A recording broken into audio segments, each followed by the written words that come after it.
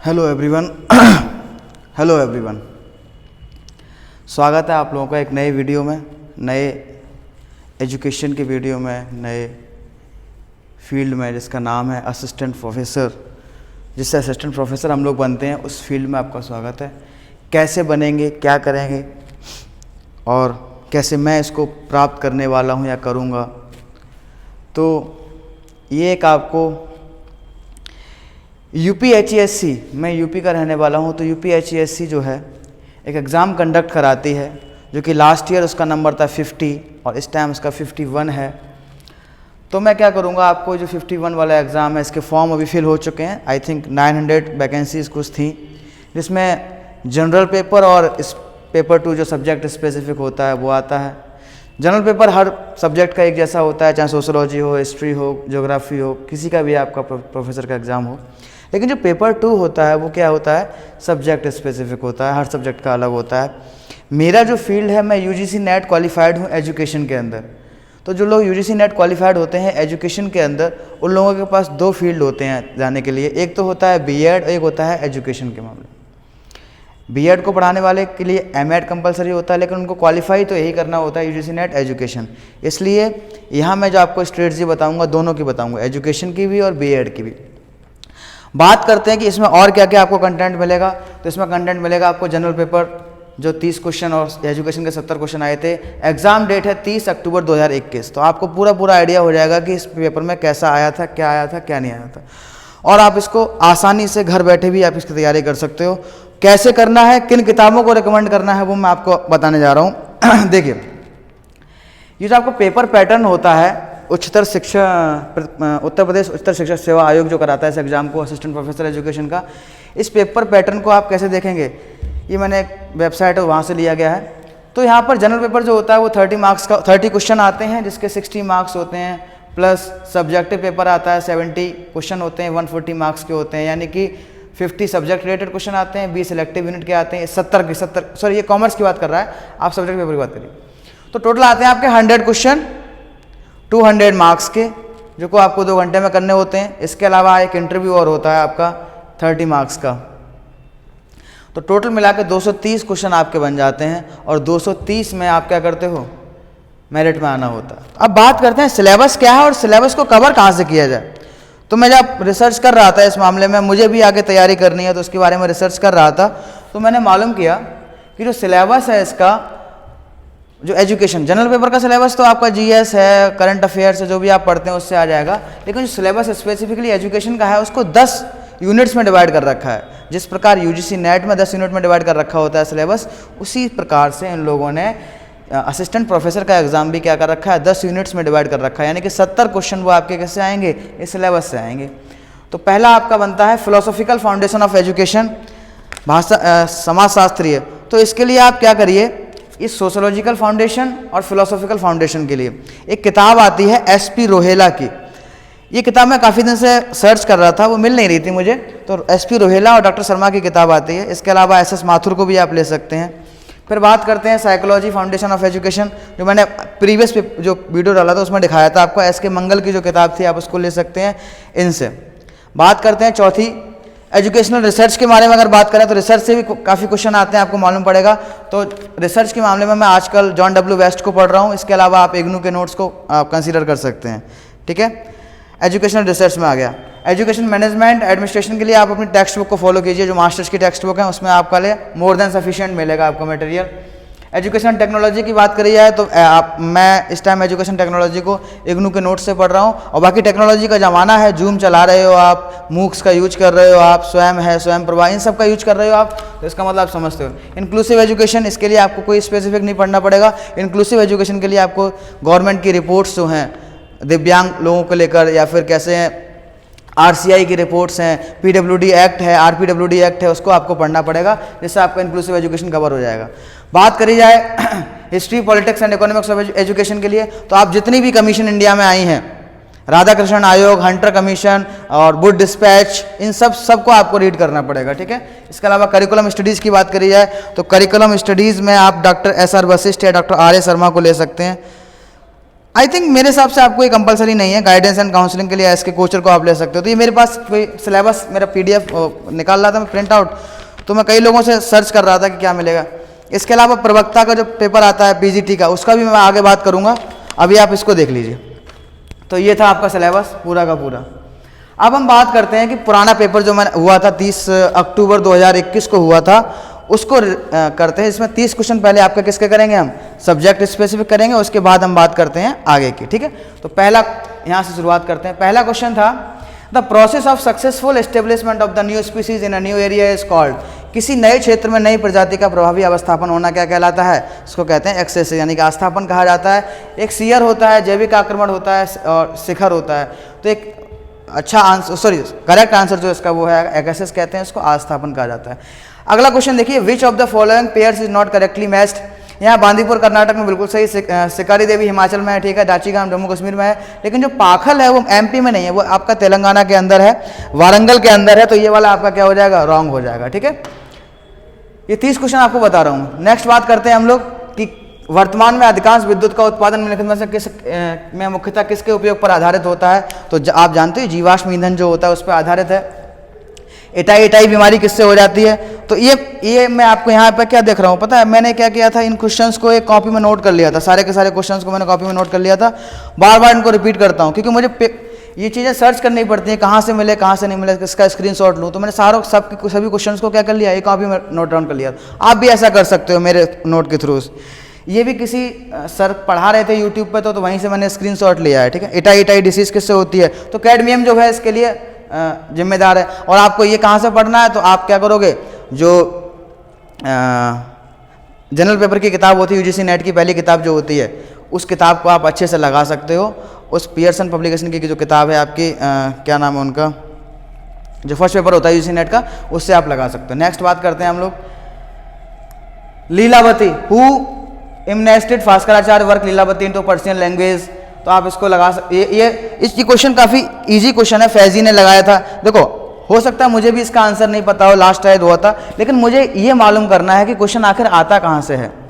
Next question था unhappy India किसने लिखी। तो अनहैप्पी इंडिया के लेखक थे आपके लाला लाजपत राय, या हाँ लाला लाजपत राय थे। इसके अलावा क्वेश्चन ये आया ज्योग्राफिया नामक पुस्तक किसने लिखी। सिल्क लेटर कॉन्स्पिरेसी, एक कॉन्स्पिरेसी हुई थी, इसका नाम था सिल्क लेटर कॉन्स्पिरेसी। इसको रिवोल्यूशनरी ओबैदुल्ला सिद्दीकी इसका नाम जो है। इसमें आपको बोनस मिला था, इस क्वेश्चन में ये बता रहे हैं, इसमें आपको बोनस मिला था आपको।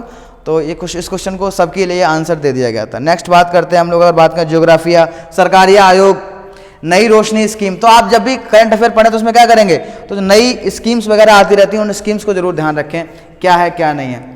Sink of words Boolean, Bharat को दुनिया का स्वर्ण गर्त कौन कहते हैं। भारत को दुनिया का स्वर्ण गर्त किसने कहा है, रोमन लोगों ने कहा है। इसके आंसर्स भी आपको अवेलेबल मिल जाएंगे नेट पे, ठीक है। इंपीरियल बैंक ऑफ इंडिया पहले क्या था, तो स्टेट बैंक। अगर आप लोग करंट अफेयर पढ़ रहे हैं या आपने कभी कॉमर्स को पढ़ा है या कहीं आपने अर्थशास्त्र को पढ़ा तो आपको पता होगा स्टेट बैंक का पुराना नाम क्या था, इंपीरियल बैंक ऑफ इंडिया था। भारत रत्न कितने लोगों को दिया जा चुका, कितने पूर्व राष्ट्रपतियों को भारत रत्न दिया जा चुका है। तो आपको ये चीज़ें पता होनी चाहिए। तो इसमें टोटल 6 प्रेसिडेंट हैं आपके, कौन कौन है, तो डॉक्टर सर्वपल्ली राधाकृष्णन, प्रणब मुखर्जी, अब्दुल कलाम जी, वी गिरी जी, जाकिर हुसैन और राजेंद्र प्रसाद, ठीक है। तो 6 लोगों को मिल चुका है। इसके अलावा बात करी जाए तो अमृत महोत्सव, ये क्वेश्चन में काफ़ी दिन से ये क्वेश्चन में काफ़ी दिन से मुझे पता था कि ये क्वेश्चन आएगा जरूर किसी न किसी एग्जाम में, और मुझे दिखाई दे गया कि जो अमृत महोत्सव का डेट है कहाँ से कहाँ तक लिया जाता है। तो ये लिया जाता है आपका 12 मार्च 2021 से मनाया शुरू हुआ है और 15 अगस्त 2023 तक चलेगा, ठीक है। तो देख लेना। लियोन मेंडो का किस खेल से संबंधित है, लियोन मेंडो का शतरंज से संबंधित है। आप अगर चेस को देखते होंगे तो चेस की अभी वर्ल्ड ओलंपियाड जो हुआ था हमारे चेन्नई में हुआ था, पूरा चेन्नई को अच्छे से रंगा गया था, देखते थे सब लोग। तो मैं पूरा लाइव उसको देखा, लगभग 7 से 8 दिन वो चला था, मैंने लाइव उसको चेस चैंपियनशिप को देखा था। अपने देश की महिलाओं ने उसमें कांस्य पदक लेके आई थी, बॉयज़ जो हैं उसमें क्या है कई सारे मेडल्स लेके आए थे। अब बात करते हैं स्ट्रॉबेरी महोत्सव। स्ट्रॉबेरी महोत्सव ये भी मेरे, जब मैं करंट अफेयर के नोट्स लिखता हूँ और मंथ के मंथली नोट्स, तो उसमें देखा होता है झांसी के अंदर स्ट्रॉबेरी महोत्सव हुआ था। क्योंकि यूपी का एग्जाम है तो कुछ क्वेश्चन आते हैं। कौन सा स्तर नहीं है, शिक्षण का स्तर। तो आपको पता होगा प्रोफेसर बिगी ने 3 स्तर बताए थे, स्मृति स्तर, अवबोध स्तर और विमर्शी स्तर। तो इसमें क्या हुआ, श्रवण स्तर कुछ नहीं होता है, ठीक है, ये आंसर गलत हो जाएगा। शोध की किस विधि में कारण एवं प्रभाव संबंधित स्थापित किया जाता है? ऐसी कौन सी विधि है जिसके अंदर आपको रीजन बताए जाते हैं, असर्शन बताए जाते हैं? तो इस विधि को क्या कहते हैं आपको? तो इन्होंने बोला एक्सपेरिमेंटल मेथड, ठीक है, प्रायोगिक विधि में ही होता है, नॉर्मल सी बात है। परिकल्पना क्या होती है? हाइपोथेसिस क्या होती है? लास्ट वाला मेरा वीडियो देखना, उसमें मैंने आपको सब कुछ बताया कि परिकल्पना क्या होती है। इसके अलावा इनको आपको मैच करना था, इनको आपको अगर मैच करना था तो आप देख लीजिए, यूजीसी बना था आपका 1956 में, बिल्कुल सही है। 1952 में इसके बारे में आदेश कर दिया गया था और 56 में यूजीसी को बना दिया गया था। AICTE, all India council of teacher technical education, यहाँ पे 1960 लिखा है लेकिन इसका आंसर है 1949, ठीक है। तो आप यहाँ पे करेक्ट कर लेना, ये दूसरा वाला जो ऑप्शन है वो गलत है, उसके अलावा सारे के सही हैं। ICSSR, हाँ ये भी ठीक है। ईमेल सर्विस कौन सी नहीं है? तो Gmail, Yahoo mail, Outlook, Netscape. तो आउटलुक, याहू मेल, जीमेल तीनों ही संबंधित हैं ईमेल से, लेकिन नेटस्केप क्या है? नेटस्केप नेविगेटर एक ब्राउजर है, आई थिंक ब्राउजर है, तो उससे लिया गया। JPEG किससे संबंधित होता है? तो ओनली ग्राफिक्स से, ठीक है, ग्राफिक्स संबंधी होता है, या फिर हाँ ग्राफिक्स संबंधी। बाइनरी डिजिट क्या होती हैं? तो 1 0 1 क्या होते हैं आपको? बाइनरी डिजिट क्या होती है? पेटाबाइट, टेराबाइट, ये कंप्यूटर से क्वेश्चन आया हुआ है। एपिडेमियोलॉजी क्या होती है? एपिडेमियोलॉजी होती है study of epics, study of public health, study of epiderm, study of nutrition. तो इसका आंसर आपको जाएगा एपिडेमियोलॉजी का स्टडी ऑफ पब्लिक हेल्थ। किसी भी डिसीज का कंट्रोल, स्प्रेड और कंट्रोल कैसे किया जाए, इससे संबंधित क्वेश्चन था। तो ये 30 क्वेश्चन आपके किससे संबंधित थे? जनरल पेपर के। अब बात करते हैं उन 70 क्वेश्चंस की जो कि आपका सब्जेक्ट स्पेसिफिक है। अगर आप अच्छे से तैयारी कर रहे हैं तो आपको मालूम पड़ेगा कि ज़्यादा टफ नहीं आते हैं। देखिए क्या क्या क्वेश्चन आया था। Which of the following is not an example of hardware technology? CPU, keyboard, hard disk, CAI। देखो हार्डवेयर की बात कर रहे हैं, और हार्डवेयर की अगर बात करें तो वो चीज़ें जो इसको टच कर सकते हैं, तो CPU को टच कर सकते हैं, कीबोर्ड को टच कर सकते हैं, हार्ड डिस्क को टच कर सकते हैं। लेकिन CAI क्या होती है? कंप्यूटर की जो आर्टिफिशियल इंटेलिजेंस होती है उसको CAI कहा जाता है, कंप्यूटर एडेड, जो भी आपको देख लेना फुल फॉर्म क्या है इसका। तो जो चीज़ टच कर सकते हैं वो हार्डवेयर। इसके अलावा आपका क्या है? Not an example of hardware, ऐसे क्वेश्चंस आते हैं। इंक्लूसिव एजुकेशन क्या होता है?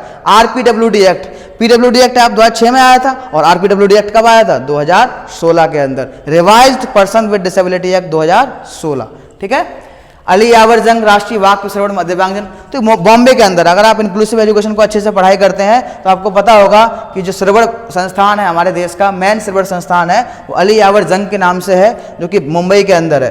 क्वेश्चन आया था एम्पावरमेंट ऑफ डिसेबल्ड के लिए कौन सा संस्था नहीं काम करती है? तो इसमें आपका RPWD एक्ट काम करता है, बिल्कुल करता है भाई। इसके अलावा अगर बात करी जाए तो RCI भी इसके लिए काम करता है। इसमें आपका जो CPWD वाला आंसर है वो आपका गलत हो जाएगा। RPWD, NIEPWD, ये पता क्या है? NIEPBD है आपका देहरादून के अंदर है, national institute of person with visual difficulties, ठीक है। जो विजुअल वाले होते हैं वो देहरादून से लिए गए हैं। CPWD नहीं होता। UNCRPD का होता है आपका, ये UN की एक संस्था है जो कि पर्सन विद डिसेबिलिटी से डील करती है, ठीक है। अब बात करते हैं कुछ संपदा संस्कार होते हैं। पवज्जा क्या होता है? उपसंपदा क्या होता है? उपनयन क्या होता है? समावर्तन क्या होता है? अगर आपने अच्छे से पढ़ाई करी होगी तो आप बहुत अच्छे से कर सकते हैं।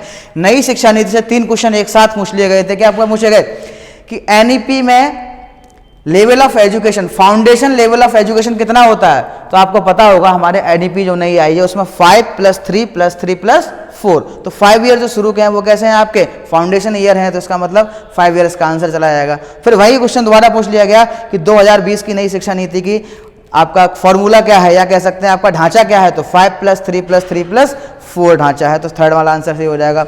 Who was the chairman of drafting committee of NEP? तो डॉक्टर के कस्तूरी रंगन जी जो थे, इसके क्या थे? ये के कस्तूरी रंगन आई थिंक इसरो के पहले हेड भी रह चुके हैं, तो अच्छे व्यक्ति ही। Which committee policy has propose to create national education technology forum? तो किसने एक नेशनल एजुकेशन टेक्नोलॉजी फोरम बनाया है? तो क्वेश्चन नंबर 42 का जो आंसर आपका जाएगा NEP 2020 में, यानी कि NEP से 4 क्वेश्चन आप देख चुके हैं अभी तक। 10 कोर एरिया ऑफ करिकुलम, तो बात करिए 10 कोर एरिया ऑफ करिकुलम की, तो NP 1986 में बताए गए हैं 10 कोर एरिया ऑफ, तो NP 1986 का मतलब है ये वाला आंसर आपका बिल्कुल सही हो जाएगा। ये जो मैं आपको आंसर बता रहा हूँ वो ऑफिशियल आंसर की से मैंने मैच करके बनाए हुए आंसर्स हैं। राष्ट्रीय ज्ञान आयोग, नेशनल नॉलेज कमीशन जो थी आपकी सैम पित्रोदा जी की अध्यक्षता में 2007 में बैठी थी, तो वहाँ के अध्यक्ष कौन थे आपके? सैम पित्रोदा थे। प्रयोजनवाद क्या होता है, इन सबको आप देख सकते हैं, ठीक है। टीचर ट्रेनिंग के लिए क्या है देश के अंदर? NCTE, वही देखता है। डॉक्ट्राइन ऑफ आइडियाज यानी कि विचारवाद के वो कौन है? तो 50 का आंसर आपका लगाया था Plato. Plato is the Plato propounded theory of doctrine, ठीक है।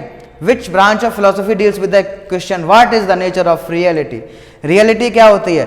तो रियलिटी की अगर जहां बात होती है, रियलिज्म की जहां बात आती है, वहां ऑन्टोलॉजी का वर्ड आता है, ऑन्टोलॉजी का जिक्र आता है। तो ऑन्टोलॉजी का मतलब होता है सत्ता मीमांसा, जो रियलिटी को डील करती है।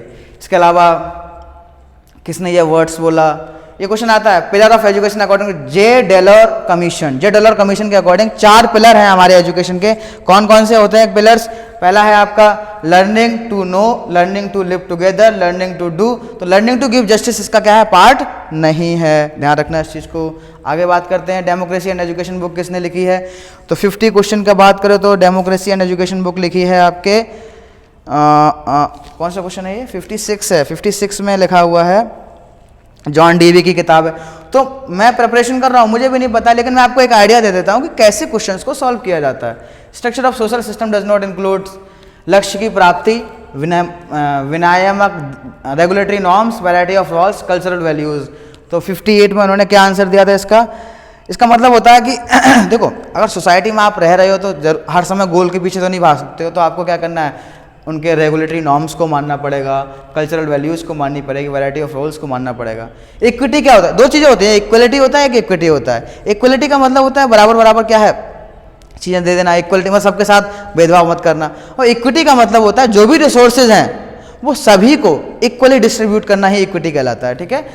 समाधिकार, सबका समान अधिकार है हर रिसोर्सेज पे। ऐसा नहीं है कि रिसोर्सेज हमारे यहाँ हो रहे हैं तो आधा उनको दे दिया, आधा उनको दे दिया। तो समान अधिकार को बोलते हैं इक्विटी, समाधिकार, जैसे हिंदी में इक्विटी बोला गया है।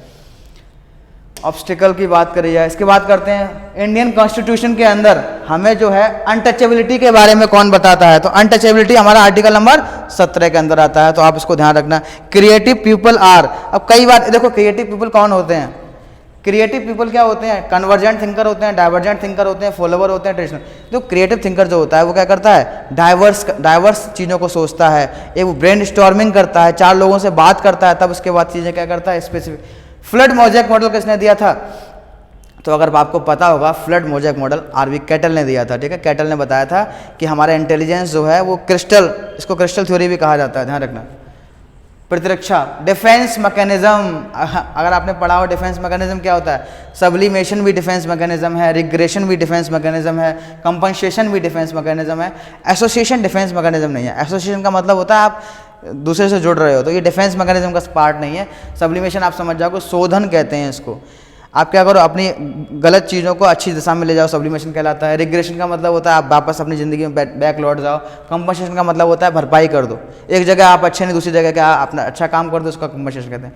ये मैस्लो की हायरार्की से क्वेश्चन आया था कि the need in the middle of Maslow's hierarchy is, तो सबसे बीच में क्या होता है? पहले होती है शारीरिक आवश्यकता, फिर सुरक्षा की आवश्यकता, फिर संबंध की आवश्यकता, फिर सम्मान की आवश्यकता, फिर सेल्फ एस्टीम की बात ही है। तो बीच में क्या आया आपका? संबंध की आवश्यकता, यानी कि रिलेशनशिप्स। तो यहाँ पे क्या है? सोशल नीड्स आपका क्या हो जाएगा? सेफ्टी पहले फिजियोलॉजी है, फिर सेफ्टी है, फिर सोशल है, फिर एस्टीम है। तो एस्टीम सबसे ऊपर है, तो बीच में क्या आ गया? संबंध, यानी कि सोशल।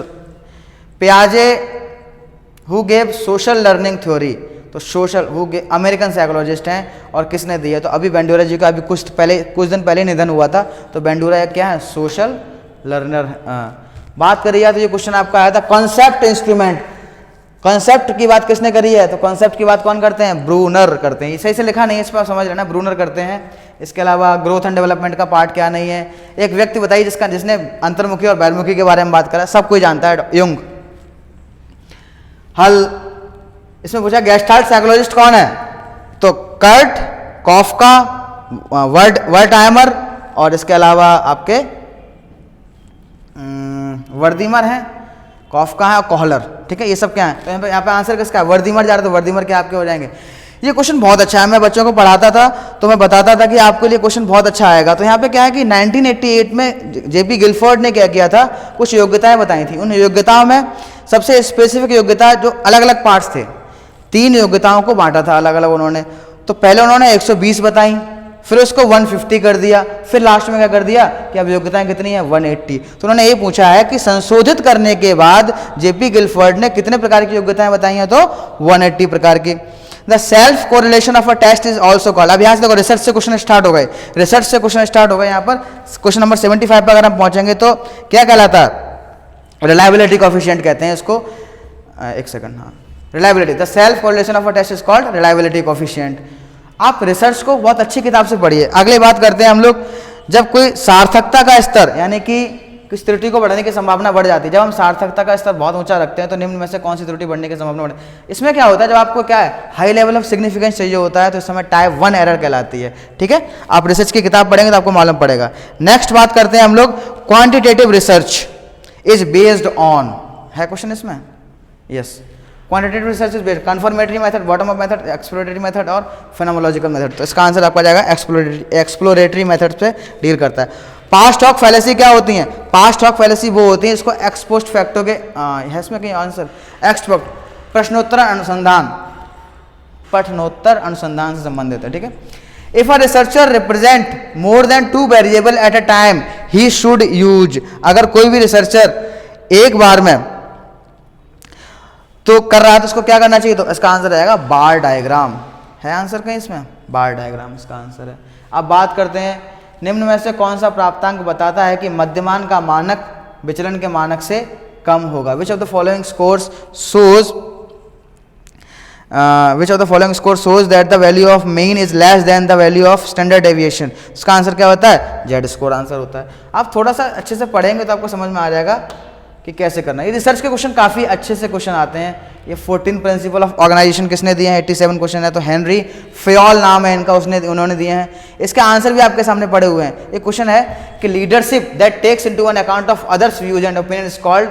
ऐसी लीडरशिप, ऐसा नेतृत्व जिसमें लोग अपने जो अपना लीडर होता है, मैन लीडर जो होता है, दूसरे अपने सहयोगियों की भी सहायता लेता है, इसको हम लोग क्या कहते हैं, इसको कहते हैं हम लोग लेसाज फेयर पीपल ओरिएंटेड डेमोक्रेटिक। उसको क्या कहा जाता है, डेमोक्रेटिक कहा जाता है। लेसाज फेयर का मतलब होता है हस्तक्षेप, हस्तक्षेप हमें करना ही नहीं है, तो ऐसे गलत होता है।